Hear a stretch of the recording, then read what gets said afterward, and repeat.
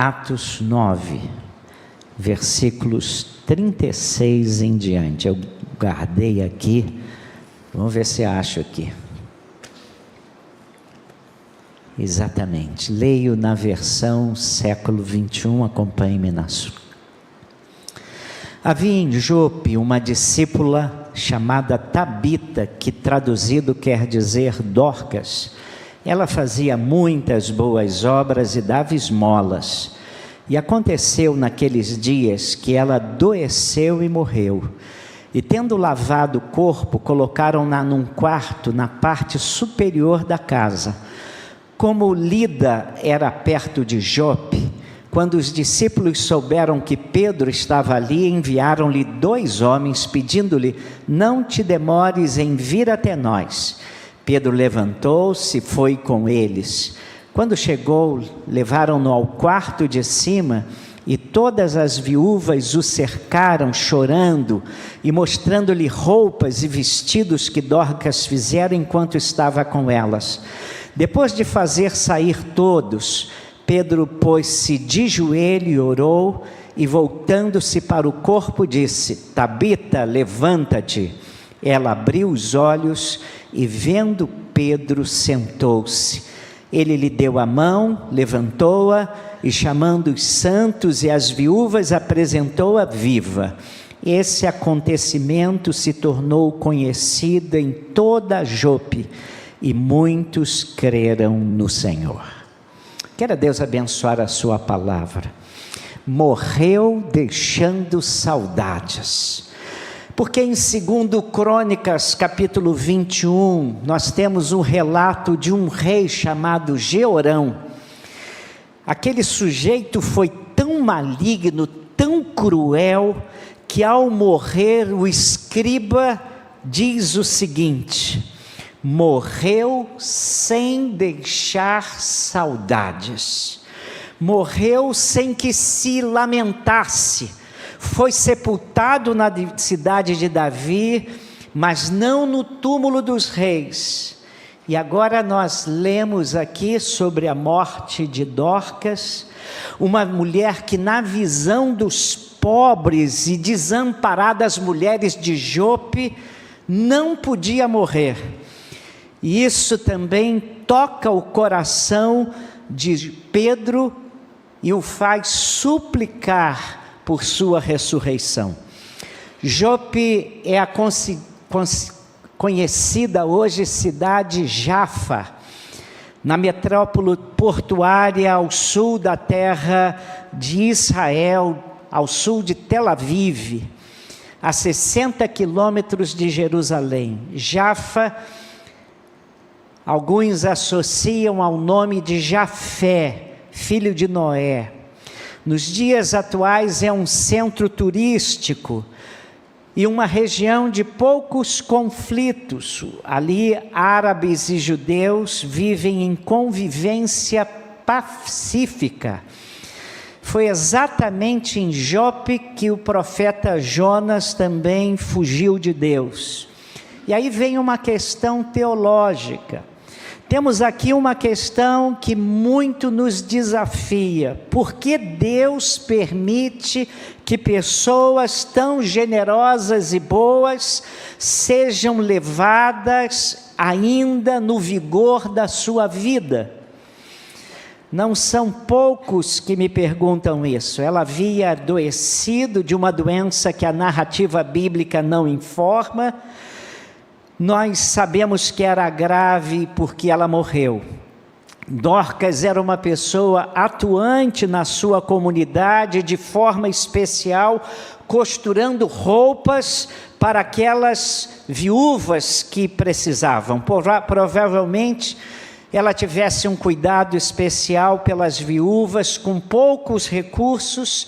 E o fato é que quando ela morre, todos choram, sentem muito a sua morte. Por que Deus permite que aconteçam coisas assim? Jesus, certa feita, foi perguntado também sobre isso. Lembram-se quando eles encontram Jesus e os discípulos, um homem cego de nascença, eles perguntam: quem é o culpado dele ter nascido cego? Ele ou seus pais? Isso está registrado em João 9. E Jesus afirmou, em outras palavras, que é muito perigoso pensar e fazer qualquer associação entre pecado e enfermidade, pecado e culpa. Mas ele afirmou, nem ele nem seus pais, mas para que nele se evidencie as obras de Deus. Resposta de Jesus. As pessoas sofrem, as pessoas adoecem, as pessoas morrem. Tentar explicar a causa da dor e da morte é sempre complicado. Se você quiser saber como isso é complicado, basta estudar o livro de Jó. Porque os amigos de Jó tentaram explicar e incorretamente, falsamente julgaram Jó e deram-lhe uma causa do seu sofrimento. Os graves acontecimentos na vida dos cristãos podem nos assustar, podem nos entristecer, mas muitas dessas coisas estão no campo do misterioso e amoroso plano de Deus. No caso de Dorcas, nós aprendemos que Deus queria revelar seu plano, realizando uma obra grande, portentosa, extraordinária, ressuscitando-a e fazendo com que algumas pessoas crescem em Jesus. Mas e quando, pastor, Deus não cura ou não ressuscita pessoas que amamos ou permite sofrimento? O que é que nós devemos fazer? O que devemos esperar? A resposta da teologia bíblica é que mesmo quando nós não entendemos o agir de Deus, ainda assim sabemos que Deus é bom, seu plano é soberano e sábio, e que Ele trará consolo para nós em meio à dor. Eu gosto muito do que diz o salmista: justo é o Senhor nos seus santos caminhos. E eu gosto disso porque às vezes não entendemos, mas no dia que nós entendermos, nós vamos dar glória a Deus. Irmãos, Dorcas era uma simples mulher com uma profunda sensibilidade. Ela não era uma mulher impressionante pela sua excepcionalidade. Algumas pessoas possuem dons maravilhosos de liderança. Outras pessoas possuem um dom maravilhoso de comunicação. Outros têm um dom extraordinário de gerência. Outros têm uma capacidade enorme de fazer fortuna, ou liderar uma cidade, ou mesmo uma nação. Mas a única coisa que Dorcas sabia fazer bem era costurar. Mas sinceramente, quem é que consideraria a profissão de costureira algo notável? Muitas mulheres podiam fazer o mesmo que Dorcas fazia. Na minha infância, talvez tenha acontecido com você também, eu conheci muitas mulheres que foram admiráveis costureiras. Trabalhavam muito para que os seus filhos pudessem estudar, para que os seus filhos pudessem ser alguém. Elas eram incansáveis, mulheres que ficavam noites inteiras na máquina de costura. Mas Dorcas tinha um só talento. Ela não era profetisa como Miriam, ela não governou Israel como Débora, ela não tinha uma função de liderança naquela comunidade. A Bíblia fala pouco a respeito dela, mas nos informa que ela servia a Deus com uma agulha na mão.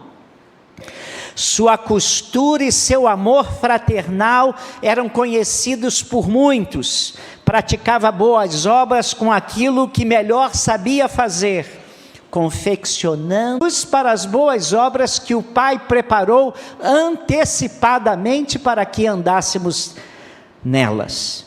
Então nós não somos salvos pelas boas obras, mas somos salvos para as boas obras. E o que fez Dorcas, essa simples mulher, para se tornar uma mulher excepcional? Em primeiro lugar, ela viveu como uma discípula de Jesus. A sua comunidade não era rica, mas de gente necessitada. E ela soube interpretar o seu contexto e começa a lutar dentro daquele contexto para que o seu ambiente de pobreza e de carência fosse modificado, porque ela era uma discípula de Jesus.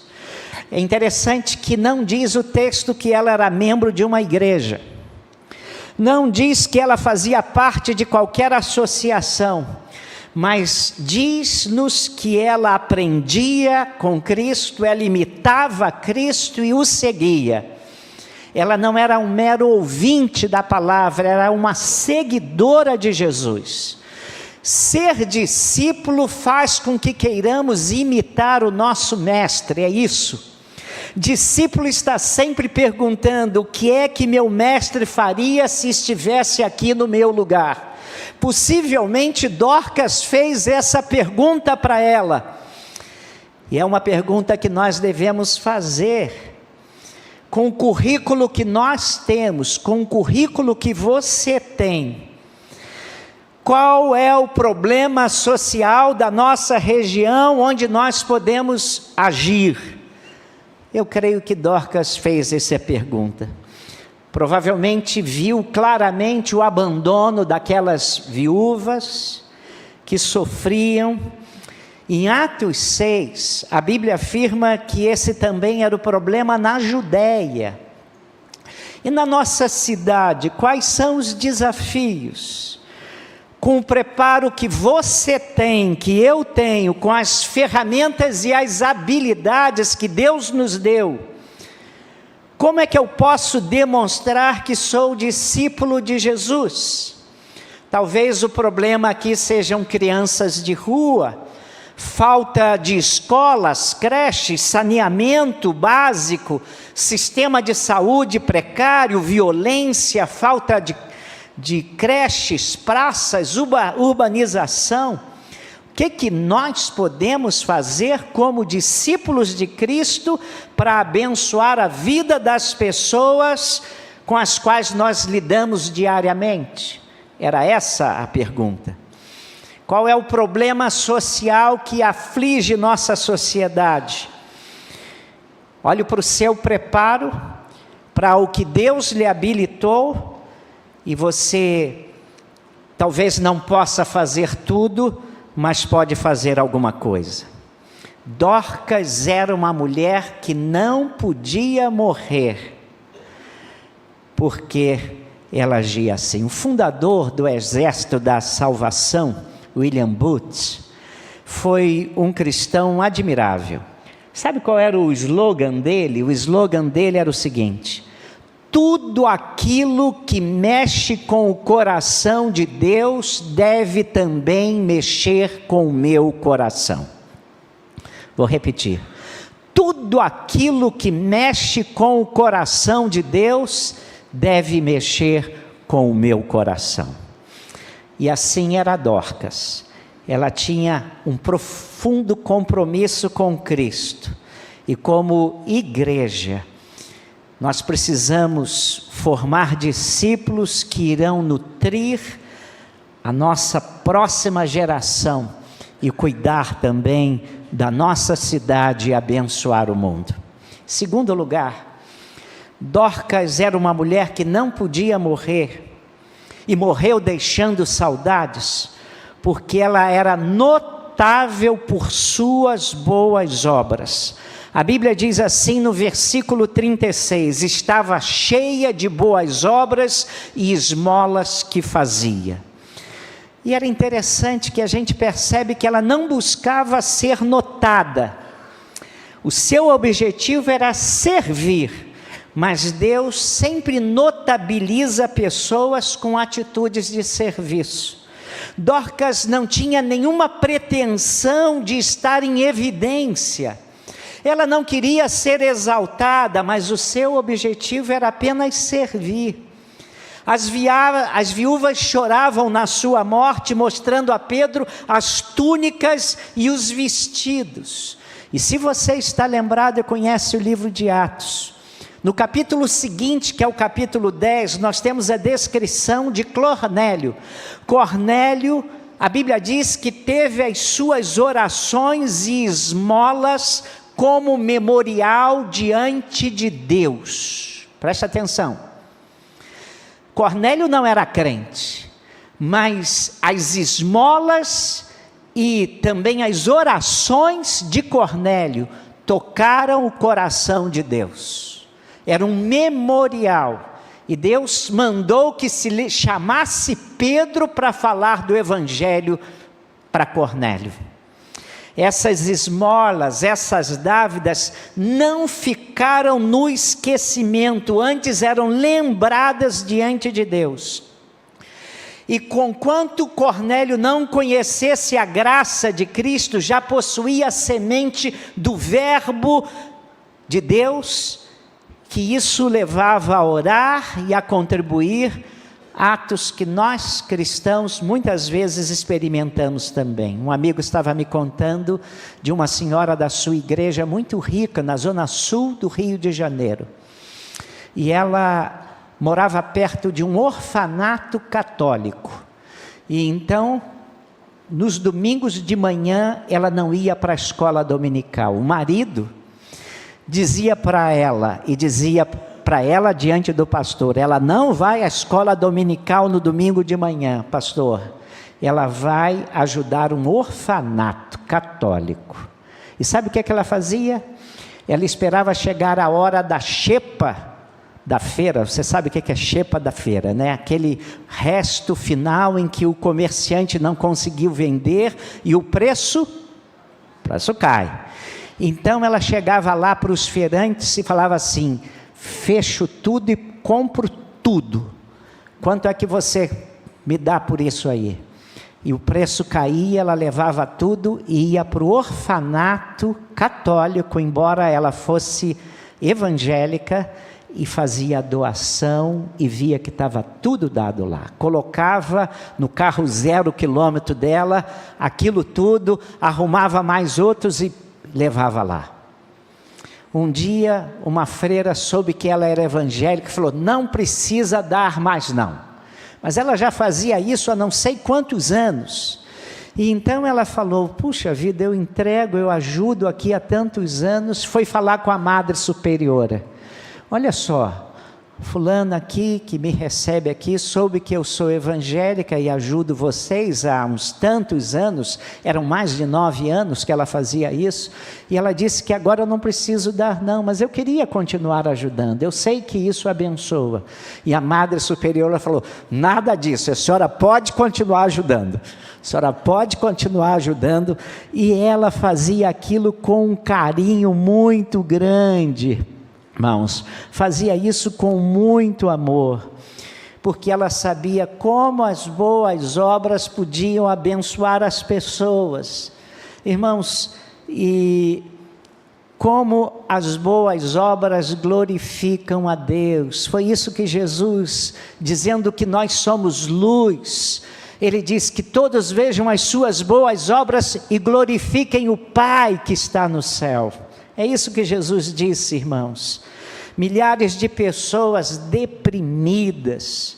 Às vezes eu vejo jovens vivendo a vida sem sentido, mas essas pessoas se sentiriam plenas e felizes se aprendessem a parar de se preocupar com as suas roupas de marcas, com os seus luxos, e passassem a servir.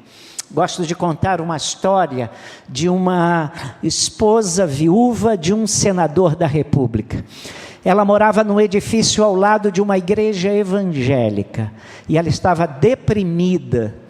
E então, naquela semana, ela tomou a decisão de, no domingo, ir à igreja ali. E ela desceu e chegou lá na hora da escola bíblica dominical.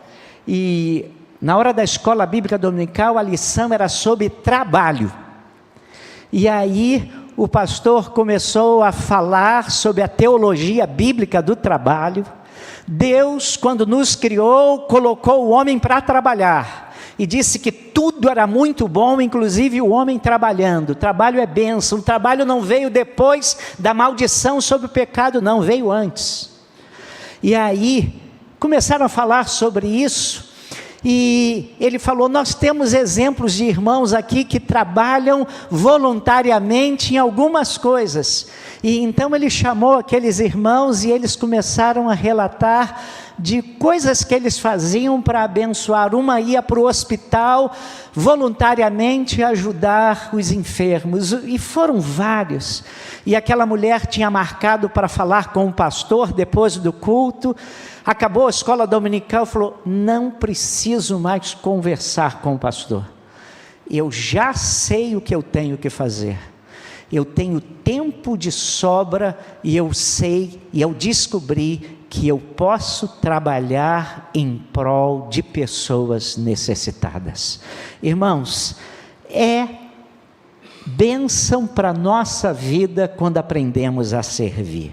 Por que que Dorcas não podia morrer? E por que que ela morreu deixando saudades? Em terceiro lugar, por causa da sua atitude conspiratória. Vou me aventurar agora e arriscar alguns palpites mais ousados para esse texto bíblico. A vida de Dorcas foi tão excepcional quanto uma pessoa simples, quanto fosse uma pessoa simples, porque ela era capaz de conspirar com a realidade e construir novas realidades. Onde havia morte, ela construía vida. Onde havia desprezo, ela construía aceitação. Onde havia miséria, ela tinha o poder de fazer brotar algo significativo. E a primeira conspiração de Dorcas era contra a miséria. O que notabilizou essa mulher numa região pobre? Naquela geografia de fome, de abandono, que ficava nas margens do Mediterrâneo. Nós gostamos muito de dar atenção ao trágico, à dor, porque isso dá notícia. Raramente alguém se notabiliza por fazer o bem. Você já viu notícia boa? Já viram se tornar notícia alguém que faz algo bom? Escândalos, acidentes, assassinatos brutais. Isso dá ibope. Fazer bondade, quase nunca. Dorcas era notável porque exatamente fazia o bem, e isso era relevante. Poucas pessoas conseguem tal proeza. Ouvi falar de uma senhora chamada Dona Rosa, uma intrépida crente no interior da Bahia, que ao morrer aos seus 96 anos de idade, deixou um internato numa região miserável com 520 crianças. Pessoas assim conspiram contra a miséria, conspiram contra a dor, conspiram contra o abandono, conspiram contra a fome, contra a desumanidade e a opressão. É gente revolucionária, que não admite o status quo do analfabetismo, da marginalidade, da opressão, e protesta com seu estilo de viver e de agir contra esses aspectos da morte que se manifestam cotidianamente. Dorcas não podia morrer, e morreu deixando saudades, porque ela conspirava contra a miséria, mas ela conspirava também contra o sistema. A quem essa mulher apoiava? Um sistema que não pensava no valor da vida humana, nem na dignidade da existência, nem na dor das crianças e mães que ficavam desamparadas, sem terem as mínimas condições para uma vida que valesse a pena.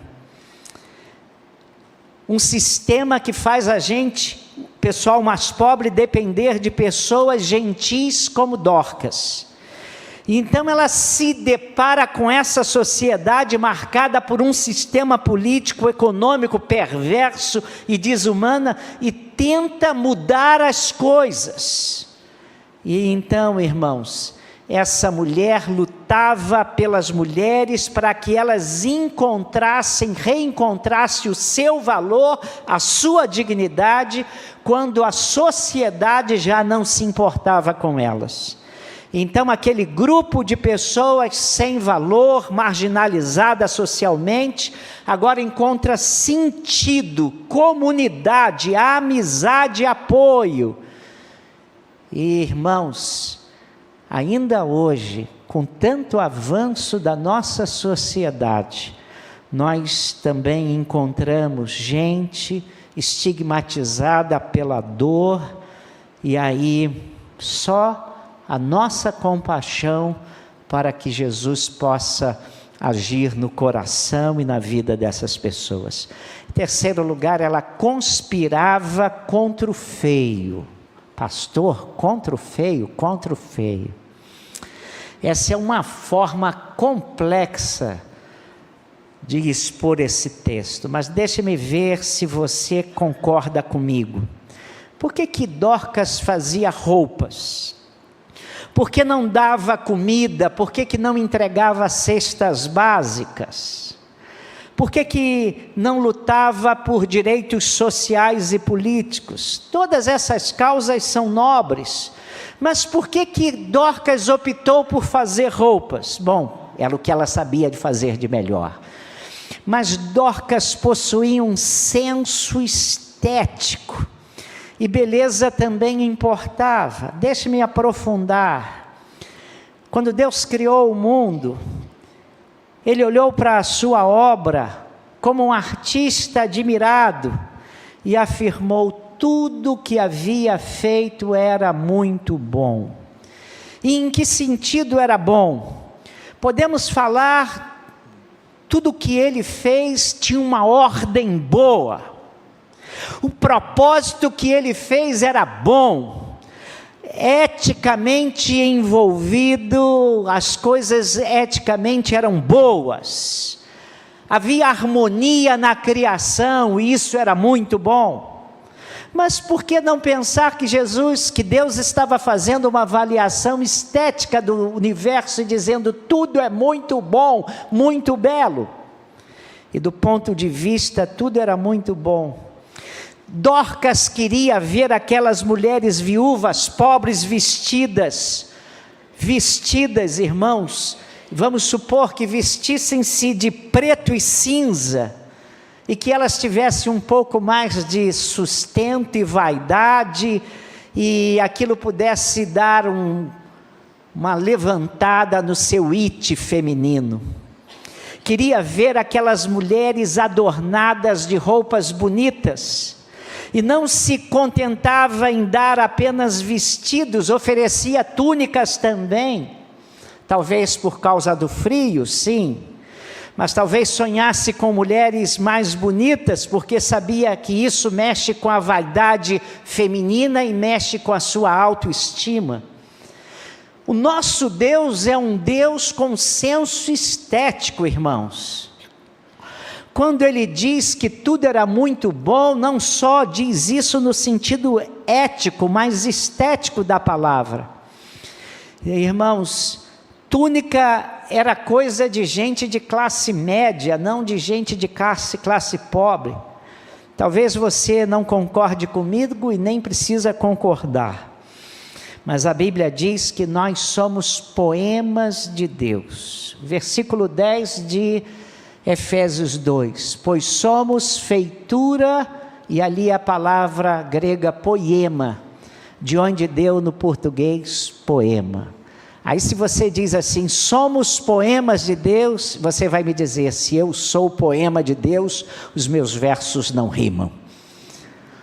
Calma, Deus ainda não acabou o poema. Deus ainda não acabou o poema. Mas a Bíblia diz que nós somos poemas de Deus para as boas obras, as quais Ele de antemão preparou para que andássemos nelas. O reino de Deus emite sinais do belo. E então, nós somos chamados também a conspirar contra a feiura. Somos chamados a conspirar contra a tristeza. Somos chamados a conspirar contra a baixa autoestima. Somos chamados a conspirar contra a dor. Somos chamados a conspirar contra o sofrimento, contra as coisas que agridem o nosso corpo e a nossa visão.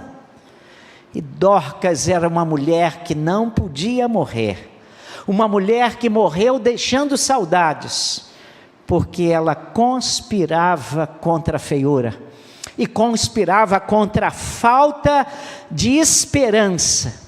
E eu posso ver Dorcas assentada com todas aquelas mulheres no seu quartinho de costura, trocando receitas, investindo em vidas. E mulheres assim, gente assim faz falta para o reino. Faz falta no reino de Deus.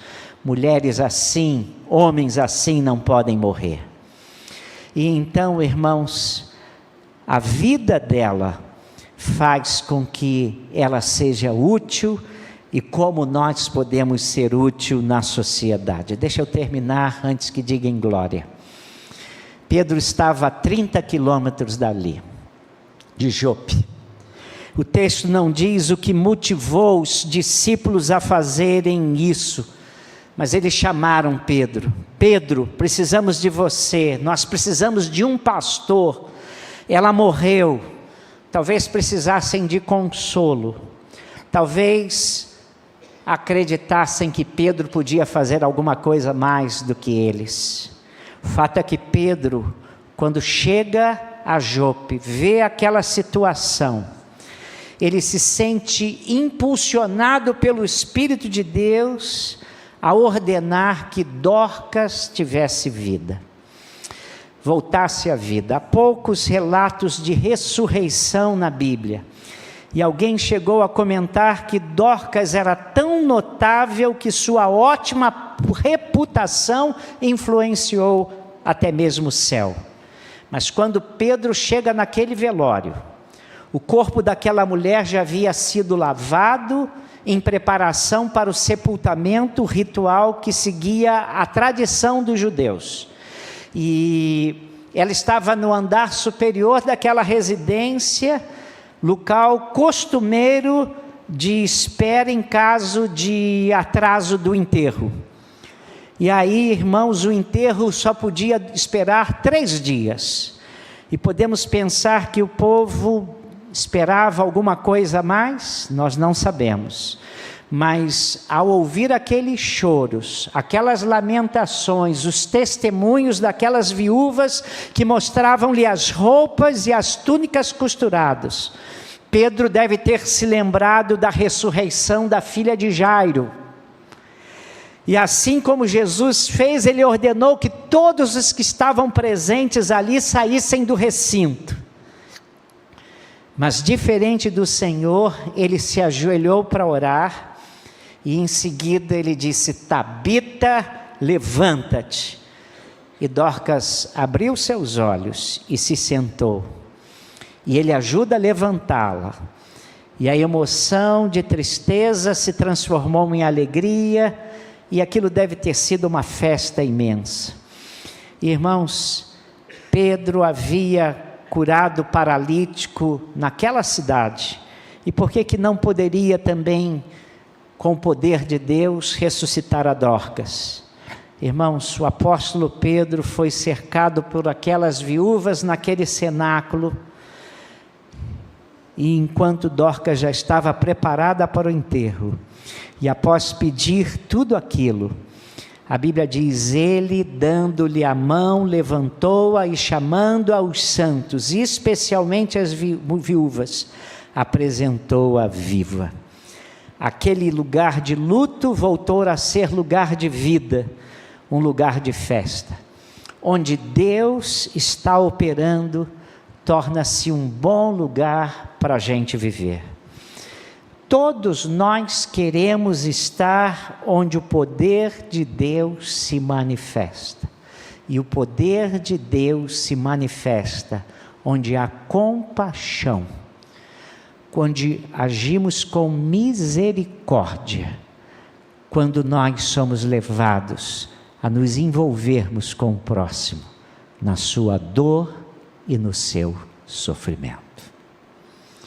Que mulher maravilhosa! Minha oração é que Deus também faça de nós pessoas que, na nossa morte, as pessoas sintam muita saudade.